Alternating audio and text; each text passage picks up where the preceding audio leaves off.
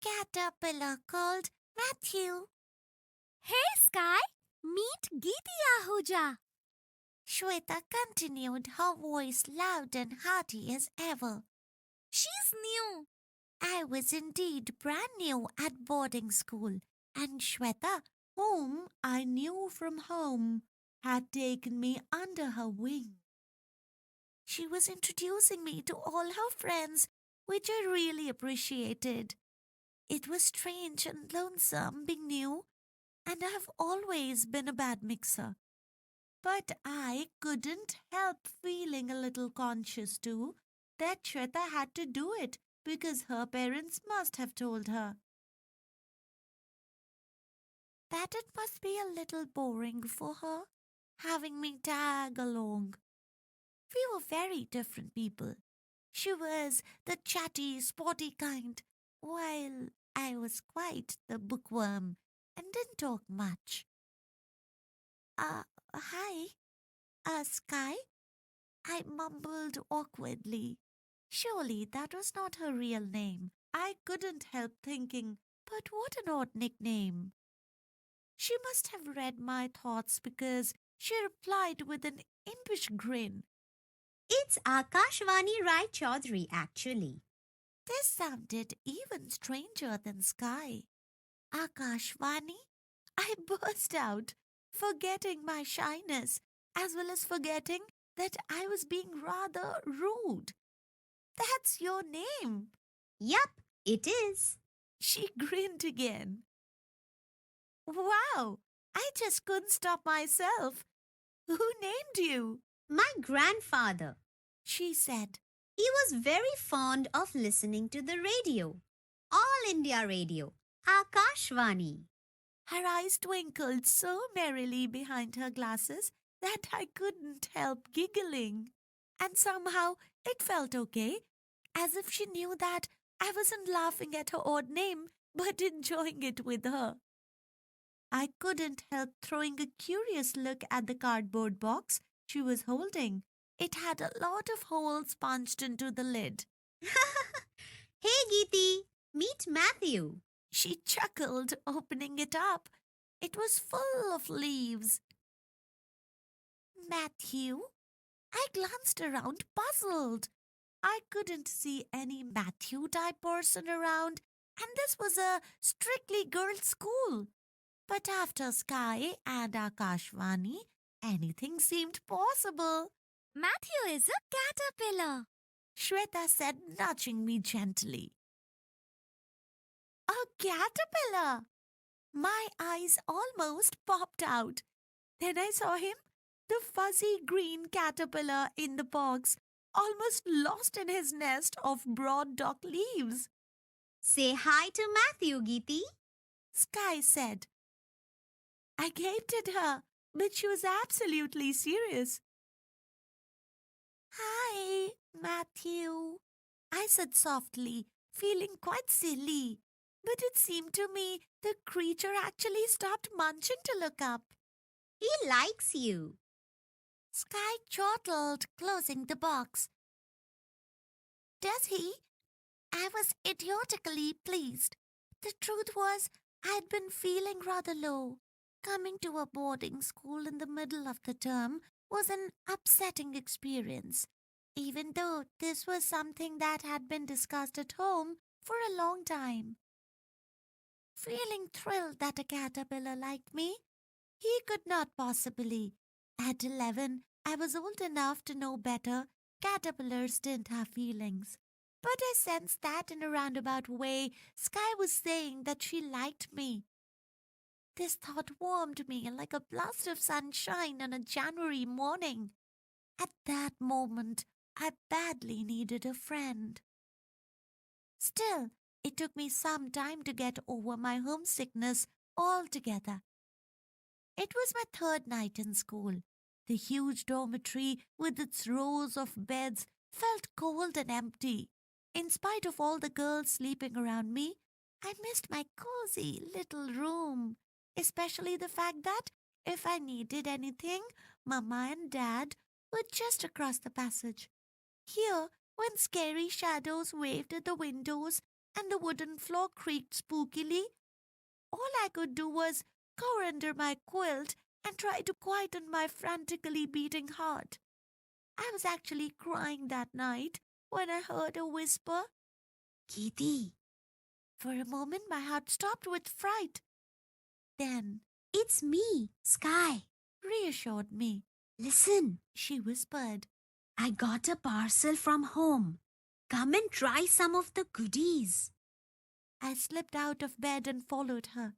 Quiet as a mouse, it didn't strike me to ask why the goodies were to be consumed in the hidey hole under the stairs at midnight, rather than in the dining room at tea time as usual. But deliciously crumbly besan laddus and matri with achar had never tasted better than they did that night. And when I crept back to bed, I fell asleep the moment my head hit the pillow. Soon I fell into the routine. I got used to boarding school life, and Sky became my closest friend. But what an odd girl she was, and how she adored Mathew. She had long conversations with him, one-sided ones, of course. How could one get so attached to a caterpillar?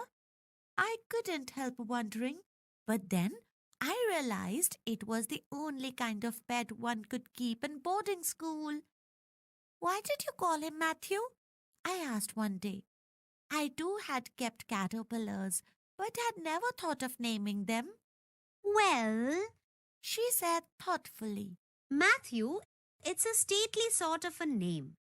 And he looks stately, doesn't he? I looked down at Mathew, moving slowly and sluggishly among the leaves, munching away without a care in the world. Yes, he was stately. Mathew suited him perfectly as a name. "Imagine," I said, "soon he'll turn into a butterfly and fly away." Oh no!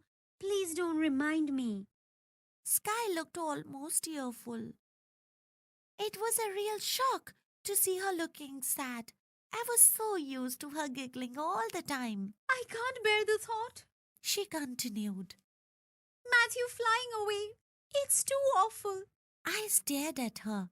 What a funny girl, I thought. Why had she kept a caterpillar as a pet? Everyone knows that caterpillars have to turn into butterflies someday.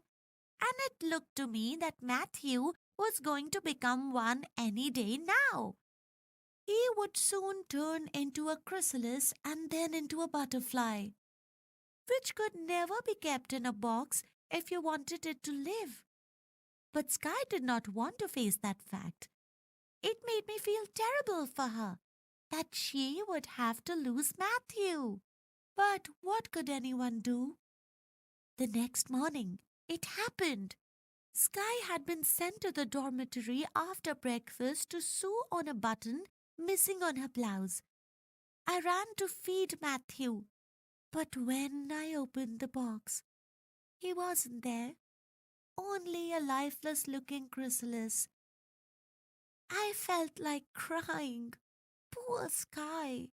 What would she do without Mathew? It was too awful for words. Suddenly, I remembered something. While collecting leaves, I'd seen another caterpillar, the spitting image of Mathew. His twin, I'd thought with a smile. Suppose I dashed out at once. There was no time to lose. Luckily, I found the caterpillar. Carefully, I carried it back on a leaf. I had just lowered it into the box when Sky walked into the room. Have you fed Matthew? She asked anxiously. Yeah. I was quite breathless.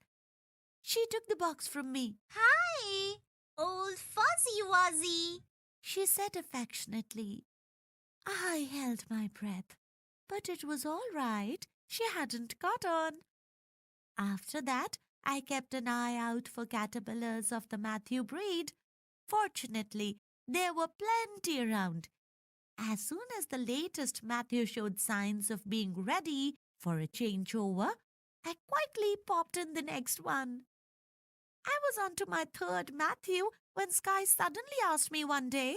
Do you think there's something wrong with Mathew? She looked quite worried. What do you mean? I asked, feeling uneasy, but trying not to show it. Well, he's taking a rather long time to turn into a butterfly. Do you think he's suffering from some kind of deficiency? She frowned.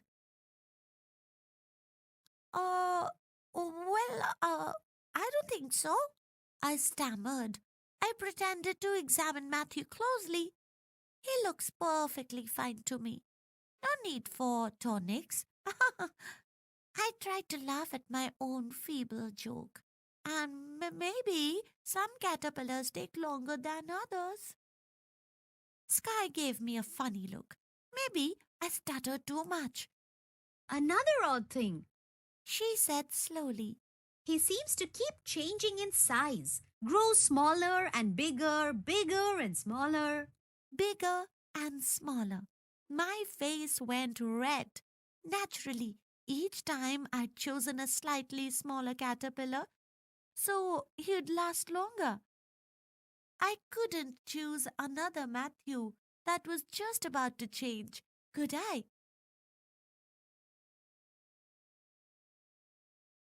What nonsense, I began. You must be imagining. Then I stopped short. Sky's gaze was fixed on me, meaningfully. Her eyes were twinkling. My heart lurched. She knows, I thought. You knew? I cried out. You knew all along? I felt like a complete idiot. Obviously, She replied, smiling. caterpillars don't generally shrink. Then why? I began indignantly and gave up. Because she was laughing her fat, rollicking laugh, which made me laugh too. It was so infectious. We laughed and laughed till we were breathless and our stomachs ached.